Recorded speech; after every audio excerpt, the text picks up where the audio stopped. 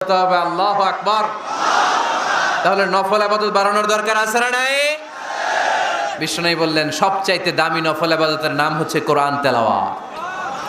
আফদলুল ইবাদাতি তিলাওয়াতুল কোরআন। যত নফল ইবাদতের লিস্ট আছে এই লিস্টের র্যাঙ্কিং এ 1 নম্বরে থাকবে কোরআনের তেলাওয়াত। চিল্লায় পড়েন আল্লাহু আকবার। কারণ এই কিতাবটা এমন কিতাব যেই কিতাবে কোনো ভুল নাই, কোনো সন্দেহ নাই, সংশয় নাই। এই কিতাব আমাদেরকে পথ দেখায়। আমরা অন্য কোনো কিতাব পড়তে চাই না। আমরা যে কিতাব পড়তে চাই কিতাবটার নাম কি? সমাধান চাও যদি জীবনে মরণে ফিরে যাও, খুঁজে নাও চোখ রাখো কোরআনে। ঠিক কি না? চোখ রাখবেন কোথায়? আওয়াজ করে কোথায়? পড়েন সবাই। সমাধান চাও যদি জীবনে মরণে ফিরে যাও, খুঁজে নাও চোখ রাখো কোরআনে।